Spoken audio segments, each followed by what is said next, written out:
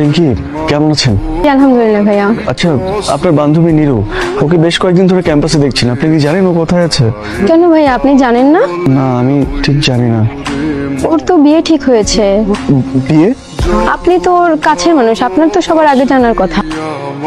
আচ্ছা ঠিক আছে, আমি আসি।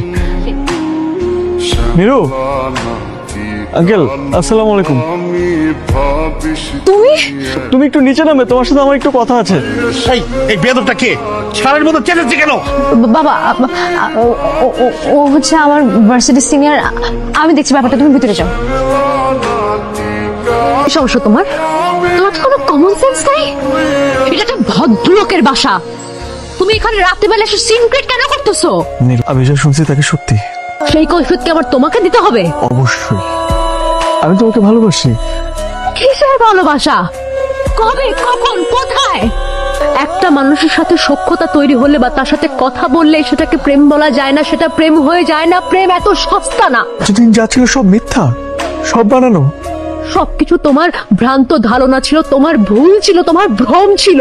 ভ্রম দিয়ে, ভুল দিয়ে কখনো কোনো ভালোবাসা হয় না।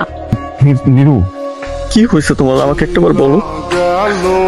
তুমি কি এমন অজানা কারণে নিজেকে আমার থেকে আড়াল করতে চাইছো? আমি তোমাকে মাফ চাইতেছি। আমার যদি কোনো ভুল হয়ে থাকে আমাকে তুমি মাফ করে দাও।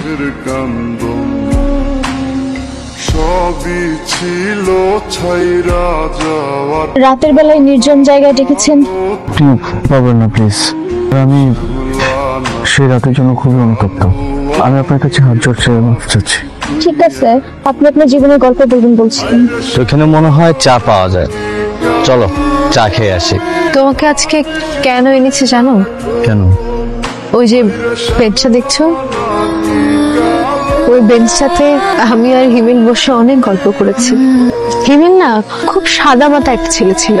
তুমি প্রথম দেখাতে ওকে না বুঝতেই পারবে না যে ও কেমন, কিন্তু পরিস্থিতি আমাকে কখনোই ওকে ভালোবাসার কথা বলতে দেয়নি। আমি তোমাদের সব কথা শুনেছি। তুমি যে সম্পর্কে জড়িয়েছ সেটা একটা অপরিপক্ক প্রেম। আরে যে ছেলেরা কবিতা লেখে তাদের কোনো ভবিষ্যৎ জ্ঞান নাই।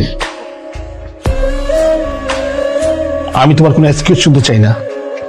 আগামীকাল তোমার বিয়ে, আমি তাতে কি কথা দিয়েছি, আশা করি তুমি আমার কথা রাখবে। আর এর যদি কোনো অনর্থা করো তুমি কিন্তু তোমার বাবাকে হারাবে।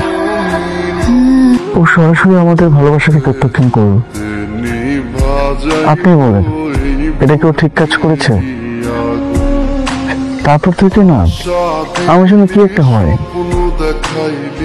দেখলে না সেদিনে তো আমি কেমন করতে শুরু করলাম। আমি তো মাঝে মধ্যে আমার নিজেকেই চিনতে পারি না। তাই আমি খুবই অনুতপ্ত হয়ে আপনার কাছে আজকে সরি বলছি।